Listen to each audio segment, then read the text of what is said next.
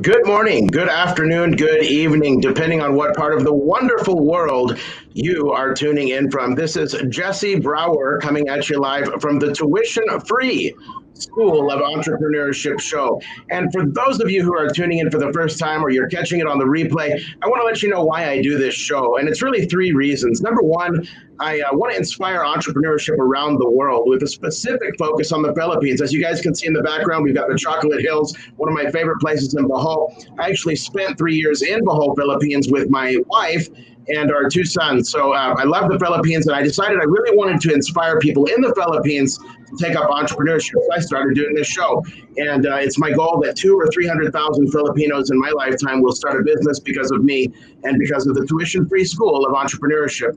Number two, people have been telling me for a long time that I have like a radio voice and I should be doing something like this. So I decided to start, and I'm having a lot of fun. Number three, I get to surround myself with the experts. We have JP, is that Shirley? We have Shirley on the show today, right? And I get to surround myself with experts like her, people that do real estate, trading, e-commerce, you name it. And I get to grow as an individual along with the audience. And then we do specific questions designed to get their wisdom. So we all get to learn, you guys. And today we're going to learn about email for entrepreneurs in 2020 and why it's still super relevant, even with the texting and all the SMS that's going on. Email is still really, really powerful. And so we're going to talk today about that. And so our special guest today, her name is Shirley Maes Japay. Is that how you say that? It's Japay. Japay. Okay, so it's like a silent J. Okay, so Shirley Maes Japay, and she's an expert when it comes to writing email, guys, and she knows how to do copywriting, really all well-rounded, setting herself apart with her results. So with that, I'm going to let her introduce herself, and then we'll go into some of the questions. All right. Thank you for that, Jesse. And hello, everyone, those who are watching this live, and also for those who are team replay. I'm glad to meet you here, and I'm honored to be part of this show. I'm Shimi. You can call me that. That's my nickname. And basically, I'm an email marketing strategist for coaches and course creators. So I help them launch their products profitably up to 6 figures plus using email campaigns. Yeah. Excellent, excellent. All right, so I've got some questions lined up for you. Now, and I've got some other questions that are kind of like not in the list, but so is your client base mostly in the Philippines, mostly in the US, or a mix of both? It's actually a mix of both. Nice, nice, nice. Very, very good. Great. So you've introduced yourself. Basically, where are you from and how did you get started as an entrepreneur? Okay, I'm actually from Benguet, so that's the northern part of the Philippines. And I started as an entrepreneur in this field of mine when I was still in the corporate world. I was actually an engineer by profession. I'm a chemical engineer. However, the quarter life crisis came, and then I began thinking, is this corporate job right for me, or is it for me until I grew old? So during that existential crisis of mine, I began thinking maybe it's not for me because I want to have that meaningful life, meaningful existence that I can help more people, and I cannot do that when I'm in the corporate job because only working for a company. So from then, way back 2017, I started searching on how to earn passive income uh, online because it is an easy way to do when you have just an internet and yeah, you have time to learn about this stuff. So I started way back 2017. I learned about network marketing first, and if you want to sell your products, you need to learn marketing as well. So I learned digital marketing and yeah, basic ads and so on and so forth, the whole digital marketing process. But then I fell in love when I learned about email marketing because it's something that not all people are aware of, that emails is not just a technical email, formal email you have in work or personal email that you have with your cousins, with your friends, but it is something that you can also use to nurture people that are following you, your subscribers. So they can also be your clients and promoters of your product. So I love working with my clients because I myself is also a coach. I aspiring coach as well. So I saw the need of building meaningful connection with the audience. And you cannot do this on a lot of platforms, but also the advanced technology nowadays. So emails are still working and it works for my clients. So that's basically how I transition. And now I'm a full time. I have my full time freelancing business. I resigned from my job and basically I'm doing lot of my time helping people nowadays. Now, are you still in network marketing, or are you 100% email marketing and coaching these days? No, I stopped network marketing way back 2017. I think it's not right for me. I failed a lot of times in my life. That's why I studied and I learned to get back on track. It's really a difficult beginning for me because yeah, I experienced a lot of failures, but eventually I think email marketing is one of my sweet spots because I help a lot of people nowadays as well. Yeah, it's powerful. I know, emails. I get a ton of emails, and some of the ones that are enticing, I'll open them up and look at them.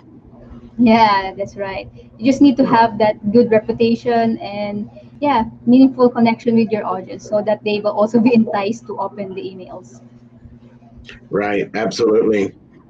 Let's see. Why would you say being online is so important for entrepreneurs in general? Just all entrepreneurs. Why do they need to get online in 2020 and beyond? Yeah, I think this sentiment of mine is same ever since I started 2017, but it is more important nowadays 2020 and beyond because a lot of people are online nowadays. And actually, for the physical stores, there are lesser foot traffic that coming in because a lot of people are staying home. So people are staying and a lot of their time at the internet, social media, and they're there to be entertained. So if you're an entrepreneur, an online entrepreneur, it is the best time and the best way for you to market your products because your audience are online. You just need to find them on whatever platform it is. And yeah, it's basically also cheaper because you can start anywhere on the online world. You can do your blogs, have your social media page, YouTube, and a lot of this stuff you can do it online easily. You just need to get started, and you can reach a lot of your audience that you cannot do when you just have your physical store because you are limited by the proximity to your area. So yeah, online marketing or online being online nowadays is really very significant, and also for a lot of people to be aware of what you are offering. Well, yeah, I agree. And even if it's a traditional type of a business, maybe you're selling eggs or you've got a piggery, if you want to scale and go nationwide with it, you're going to have to make connections with clients online. So, Yeah, that's right. writing copy and being able to get clients, all of those skills are very pertinent no matter what type of business you're in anymore. It really, even if you're a farmer. Now I've Yeah, heard about like Steve Sy, or Steve C. He's helping the farmers to sell their vegetables on the internet, which is incredible. So everything is really yeah, moving through the internet, and so I agree with you 100%. My wife and I were just talking about this afternoon about no matter what business she chooses, I'm going to pour my heart and soul into her business and build it up for her. But I yeah, told her that she's going to have to also be very much online with it if she expects to scale, and so that's right. we are very aware of that. What are some of the specific things that you can recommend entrepreneurs from all different types of businesses can do with email? Like, first of all, how do they get the emails? I mean, how are you guys getting emails? Are you buying lists? Or are you creating your own opt-in forms? And then secondly, what do you do with the emails that can really help entrepreneurs to grow their business? Okay, those are wonderful questions you have. Actually, I for the first question, I don't recommend for people to buy a list because for me, email marketing is permission-based marketing. So you need to really get the permission of people before you email them. And you can do that by having this funnel, lead magnet funnel. You offer something for free. It can be an ebook, a guide, a done for you template or checklist, which are relevant to them. So you can also have quality leads. So that is permission based. So I don't recommend buying leads. And then on the second question about what do we do with the emails that we get? Of course, uh, in the customer value journey, you know that there's an awareness part, you know that there's subscription part, which is going inside your list, and then in the awareness nurturing phase, you really need to show your audience that you are credible, that you are a go-to person on the niche or the topic that you are talking about. So you nurture them in the emails. You really need to know what's happening inside their heads also, that conversation happening in their heads. And you can do that by getting feedback also, meaningful conversations with your audience, which is also can be done through email marketing. And then you can also convert most of those people if you have the right offer, the right message in front of the right audience. Then you can convert them even if they are inside your emails. And I really recommend a lot of, yeah, copywriting secrets. This guy, Jim Edwards, I think they talk about, I don't know if it was him or another one, but they talk about going to the dark side. And what they're talking about is getting inside of somebody's head trash and meeting them where they're at. Yeah, because really you're talking to people's emotions. They buy based on emotions that justify by logic. So basically, if you have email marketing, then you can do that because you have a lot of characters you can use to share your thoughts to people compared to SMS, which are you only have limited characters. And then at the same time, it's really relevant nowadays to build your email list because you don't know whatever will happen in the platform that you are into. Any algorithm change, then it will destroy you. I mean, a lot of friends of mine, they have their accounts disabled, their pages disabled, Facebook pages, and then also their Facebook communities disabled. So if you are only relying on those platforms and then suddenly the algorithm change, then it is unfortunate and sad. But if you have another platform that can augment your current business model, you have your Facebook group or you have your Facebook page, you create another platform which is yours, your email list, then this will be very beneficial Right, for you right. as well on the long run. Because whatever happens on the other side of the marketing funnel you have, at least you have your list. You can still communicate with them even if you have your platform gone. Yeah. It's really interesting. So I don't know if you've gotten into it at all, but what do you think about sending links to SMS that link to like a sales letter or like a sales letter where you can get that message out in the same long format, but through a link in a text message that they click and then they could read it on their smartphone. Have you experimented with that at all? Yeah, actually, a lot of people also do this on their ads. They're directly sending people to the sales page. But again, as I've stated a while ago, it's all about the customer value journey. It's about having people convert on the right time as well, because not all audiences of yours are warm leads. Majority of them will be cold leads. So you need to really nurture them. So yes, for some it works. For some you can have conversions when you direct to the sales page and read that long copy sales letter, but some will not. And a lot of those people you need to retarget and you really need to nurture because those people interested in you already, and you just need some time for them to really decide if it is worth their money and their time to invest on you. So really nurture them, be there for them, show them that you are not only about the money, but you really care about the value that you are giving to them. So yeah, invest on these platforms as well, like emails. And yeah, it also works side to side. It augments your current scheme if you are using SMS marketing. How many contacts do you think it takes to end up making a sale through emails? Was it like 12 or something? Uh, I don't have definite number because even if you have a small list, if all of those emails in your list are warm leads, then you can just send an email. If you have 10, 20 in your list or 100, but all of those are really hot leads or your fans, you can just send an email, then definitely have your sale. But if your list is mostly cold leads, it will be great if you have 500, thousands, because Right. really it will take time for them to be converted as customers. Got it. Got it. Absolutely. So, can you tell us a little bit about your company and how you're using the power of the internet to make your own business grow? Yeah. For now, I'm still looking into scaling my business because I just recently resigned last January.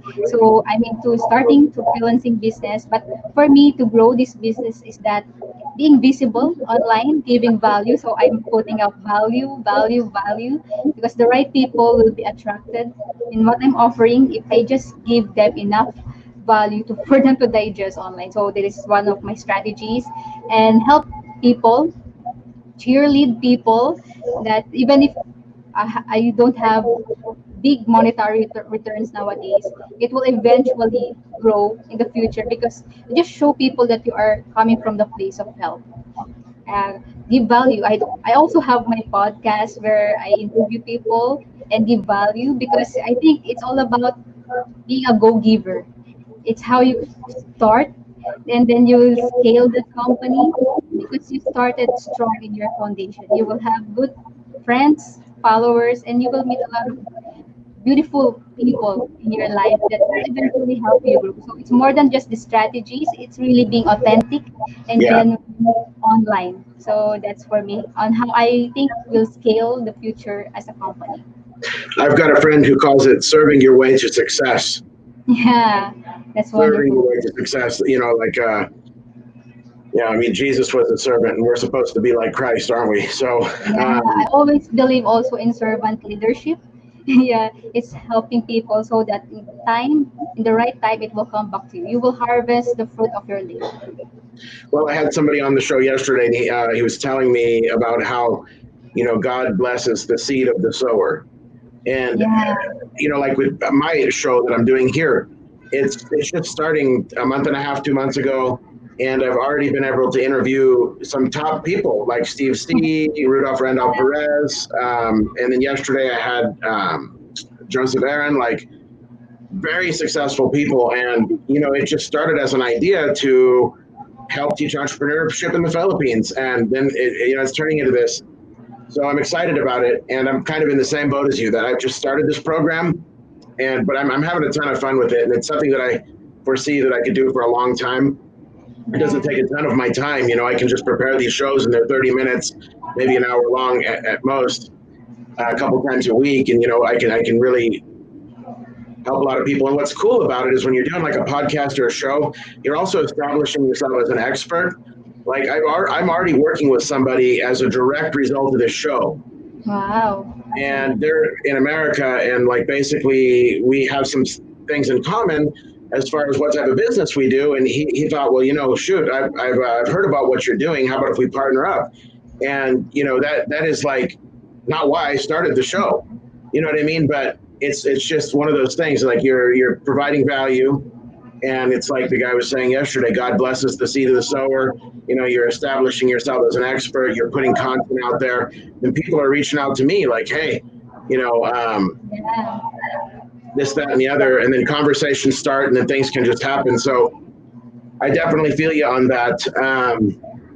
How important do you think it is to remain humble and really just help other people as you rise from the top? And also, before you answer, I'll speak on that for a minute.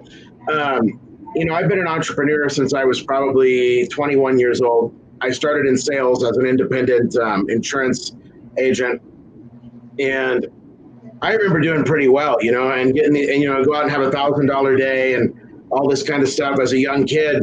And you think, you're a badass at that point, and you think like, at least I did. I started thinking of myself more highly than I ought to,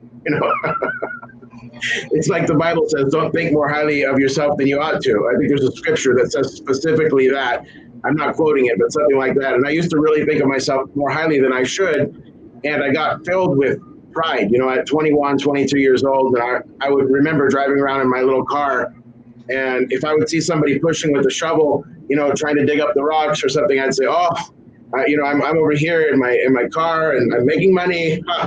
And I went through a very humbling experience, a couple of years after that. And, I was here and then I go,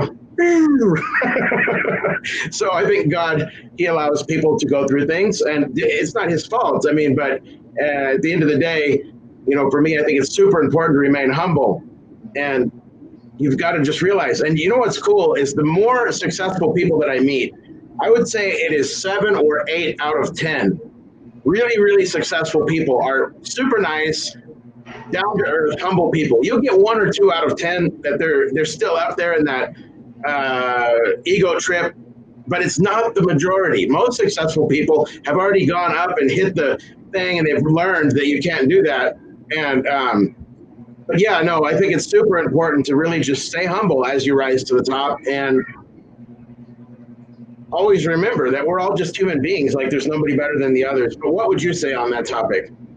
Yeah, for me, staying humble is very fundamental for your success because I always believe in what Zig Ziglar said before, that it's your attitude, not your aptitude, that will bring you to that altitude, that will determine your altitude. Because if you are genuine, or yeah, you're true to yourself, helping people, you're humble, that you started somewhere that a lot of people are in right now, that somewhere low, and then you make your way to that success. It's not easy. You're always an empty cup, because if you always think that you're already full, and then yeah, you cannot absorb more knowledge, then you will not grow. If you did Right. not accept that fact that you will always be an empty cup, you will always need that friend, a mentor, a coach that will help you, push you, because you cannot do it alone.